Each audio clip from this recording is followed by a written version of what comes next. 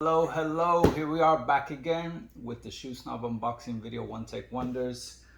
Back to you again, this time with another double feature of a very well-known shoemaker that most of us really enjoy. So let's jump straight into it.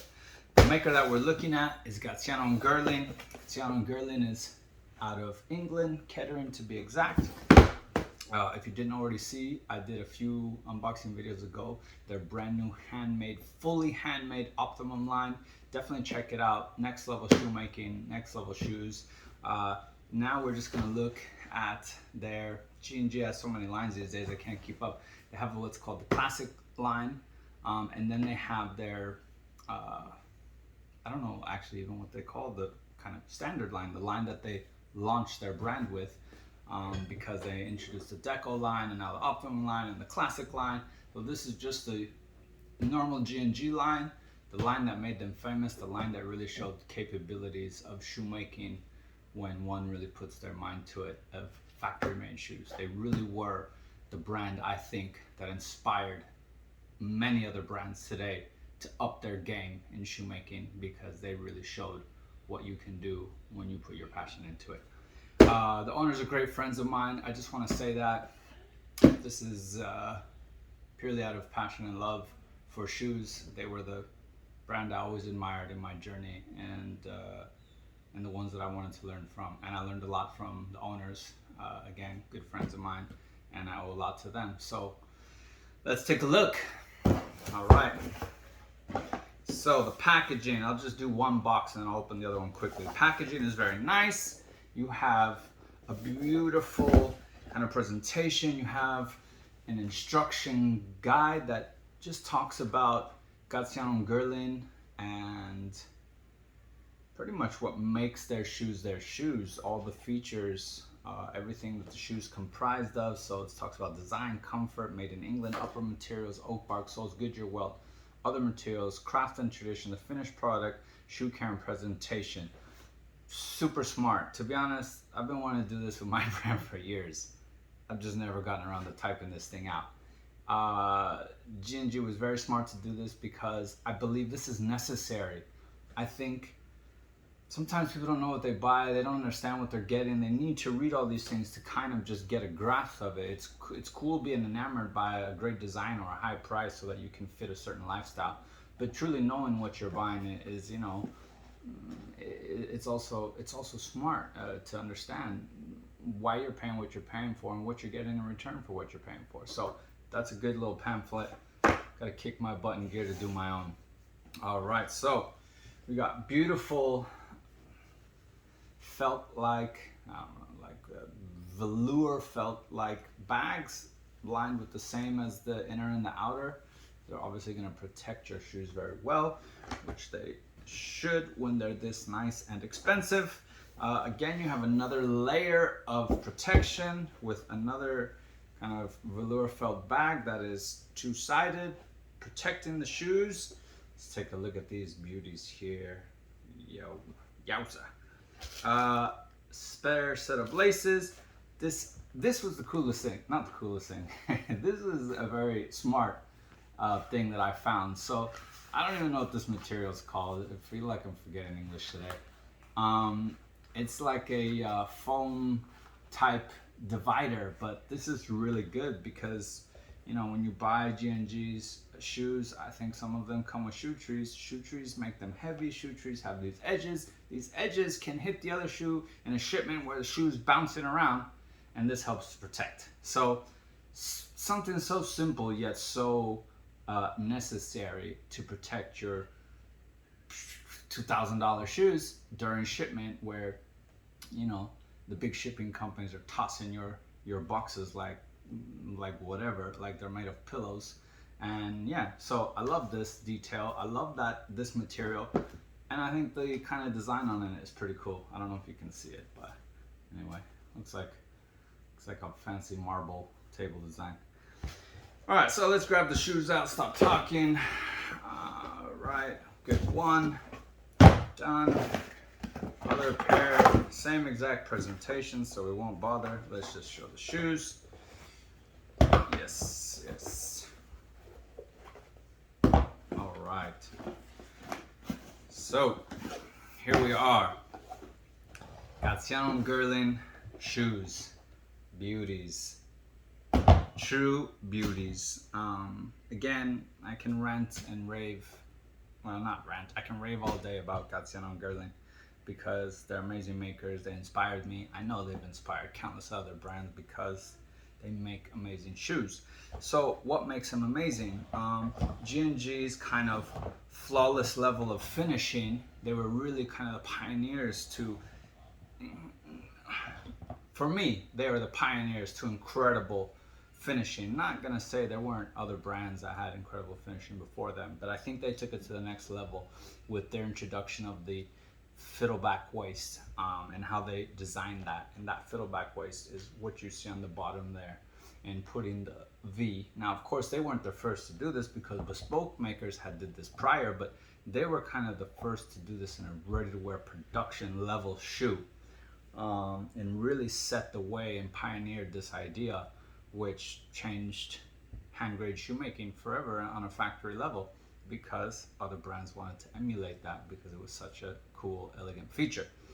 So I have two pairs here, one a little bit more casual, very much my speed. As you can see, I'm hardly ever in a suit. I'm always wearing, you know, either sport coats or jeans, and I love a brown suede monk strap. I think every man should have one. And I believe, and I'm losing my brain here, I believe it's called the Saville, and I love this model. I've always loved this model. I think it's so cool. You know, when the whole trend of split toes came, it wasn't really for me, but I love this very subtle reverse split, with the what's called the pie crust apron stitch. Not sure if you can see that, but anyway, this is more of a casual shoe for me. I'm gonna wear this with pretty much everything, but again, I love wearing jeans. This is a great jean shoe. So you got a double leather sole here, which makes it a little bit more robust, a little bit more casual. Again, you don't have the fiddleback. I like that they actually gave me two different shoes to show two different sides of their making. This is just a very plain, clean, closed channel sole with a slight hump on the waist here, straight waist, straight, well, obviously straight edges of the forefoot sole. Very beautiful shoe. I know this has been doing really well for them because I know that their stockists also sell this shoe in Asia, and it seems to be something that the people like, and it's very easy to understand why. So, Saville monk strap. Now here we have something a little bit more special. Not to say this isn't special because this is, you know, God's my heart is set on that model. But this is where you start to see what makes G&G G&G. So now I'm pretty sure this is called the Gable. Again, when you have your own shoe brand, it's really hard to keep up with the names of other people's shoes, so it's have a hard time remembering all my details. Pretty sure it's the Gable.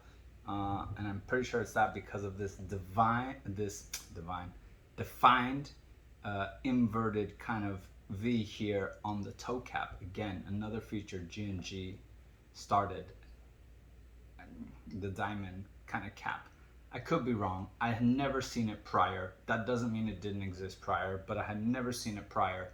I imagine there was a brand in the 40s and the 30s and the 50s that did it because it's you know, as the saying goes, nothing's new under the sun, and a lot of designs had been done prior to most of our being born, recollection, whatever, and we just don't know about them. So let's just say that G&G popularized this in the modern day, because that is for sure. Whether or not they created it, I can't say with 100% certainty, but they popularized it. So the Gable is a completely hand-stitched upper. I don't mean, well, yeah, well, obviously not here on the edge line, but the counter, the heel counter, the facing, and the cap are all hand-stitched features, which is very cool, very difficult. That's a, you know, pretty good degree of work there. And again, showing Gaziano Girling's skill, especially with how clean it is. This is on their what's called deco last, which is a very kind of sharp chisel last, quite pointed. You get this if you like, you know, an elongated shoe. A beautiful shoe with their, I don't recall the name of this patina. I want to say it's Margot patina. I could be wrong there. But with a beautiful kind of dark burgundy patina that really shows in the sunlight. Beautiful stuff. Here you can see all the defining features of the Gaziano Girling. The single leather sole.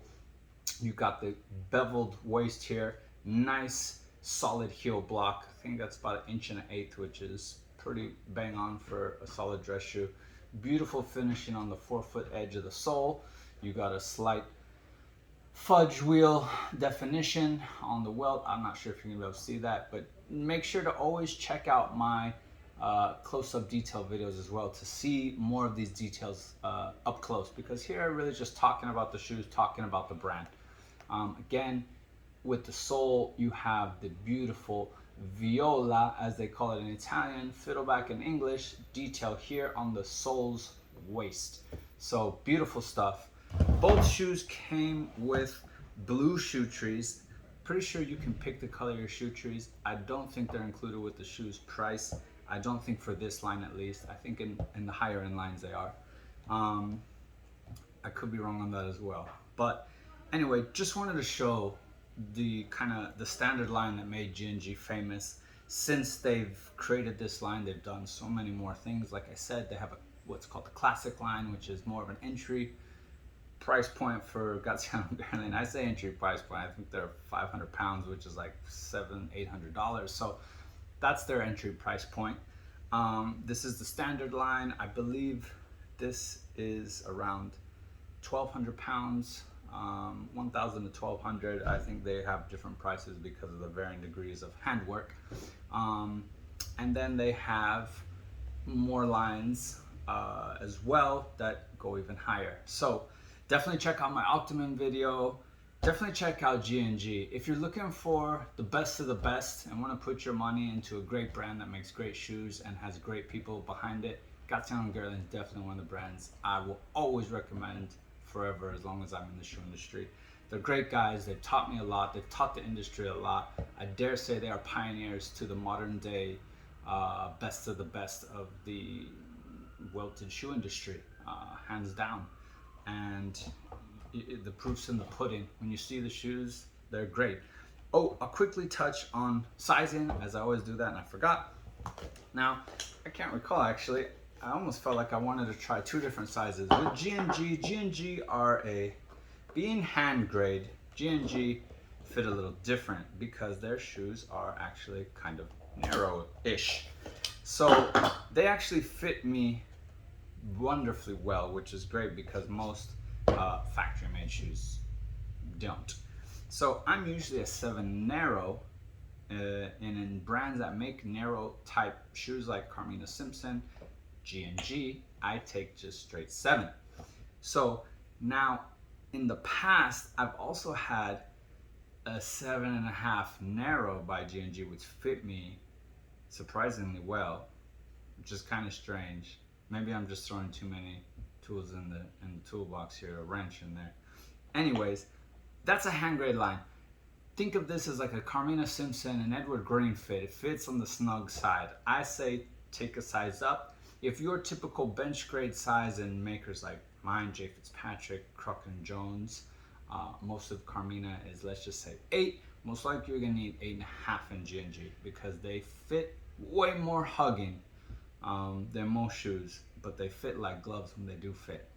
So yeah, I took a 7. If you watch all my other videos, you'll know that they're almost all 6.5. So food for thought. Oh, and here, let me show you the trees. These trees are so pretty. I love blue, my favorite color. I think I told them to make me blue. They might have surprised me and got it right. Anyway, very beautiful. You know, they're wood, lightweight, but still a little bit on the heavy side, but they're beautiful. And just to let you know, for all the people who believe the myth about cedar shoe trees, nobody uses cedar shoe trees outside of American brands trying to hustle you. That's a myth. Get over it. These aren't cedar. Cedar doesn't do what they claim it does. So, yeah, just so you know. And I do, well, this is not lasted, but I know it fits. It could be lasted, but not to the toe. The way G&G makes their shoes, according to Tony Gaziano, who made all the last, is from heel to forefoot. The last is the same, thus changing the toe. So the shoe tree should fit perfectly, all the models as they do, which is pretty much lasted.